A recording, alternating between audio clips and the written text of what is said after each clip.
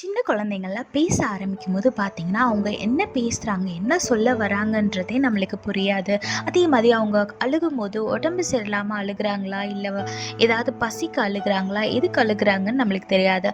ஆனா அந்த குழந்தையோட அம்மாக்கு கரெக்ட்டா தெரியும். இதுதான் அவ சொல்ல வரா, இதனால தான் அழுகுறா அப்படின்னு சொல்லிட்டு கரெக்ட்டா அவங்க கண்டுபிடிச்சுருவாங்க. இதே மாதிரி தாங்க நம்மளோட வாழ்க்கையில நம்மளோட பிரச்சனையை சொல்லி ஜெபிக்க கூட முடியாத அளவு உடஞ்சு போய் பலவீனமா இருக்க டைம்ல என்ன ஜெபிக்கணும், எப்படி ஜெபிக்கணும்னு தெரியாத டைம்ல ஏசப்பா சித்தம் என்னன்னே தெரியாம நம்ம பாட்டுக்கு ஜெபிச்சுட்டு இருப்போம். அந்த மாதிரி டைம்ல ஆவியானவர் நம்மளுக்காக ஜெபிக்கிறார். வேதத்துல பாருங்க, ரோமர் 8:26 போட்டிருக்கு, ஆவியானவரும் நமது பலவீனங்களில் நமக்கு உதவி செய்கிறார், நாம் ஏற்றபடி வேண்டிக் கொள்ள வேண்டியதென்னதென்று அறியாமல் இருக்கிறபடியால் ஆவியானவர் தாமே வாக்கு கடங்காத பெருமூச்சுகளோடு நமக்காக வேண்டுதல் செய்கிறார்னு வேதத்துல போட்டிருக்கு.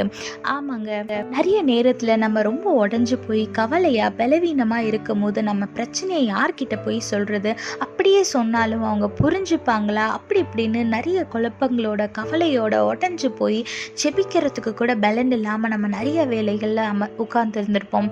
அந்த மாதிரி டைம்ல நமக்காக யாராச்சும் பேச மாட்டாங்களா, நம்மளுக்கு ஆறுதல் சொல்ல மாட்டாங்களா அப்படின்னு நம்ம தவிக்கிற நேரத்துல ஆவியானவர் நம்மளுக்காக ஜெபிக்கிறாருங்க. அதனால யாருமே இல்லையே, சூழ்நிலை இப்படி இருக்குன்னு நீங்க கவலையப்படாதீங்க. உங்க சூழ்நிலை நிச்சயமா மாறும்.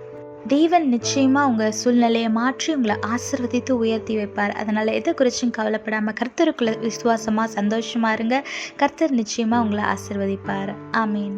When a baby is trying to talk, most of the time we will not understand what they are trying to say, but her mother will understand exactly what they want. Likewise, in our life, when we are weak and when we don't know what to pray, when we don't know God's will, the Holy Spirit prays for us. Look what the Bible says in Romans chapter 8 verse 26. The Holy Spirit helps us in our weakness. For example, we don't know what God wants us to pray for, but the Holy Spirit prays for us with groanings that cannot be expressed in words. Most of the time we feel like there is no one to talk in behalf of you.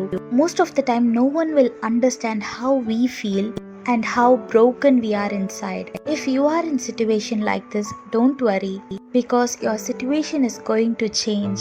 When you don't know what to pray or how to pray, or when you don't know the will of God, the Holy Spirit is praying for you.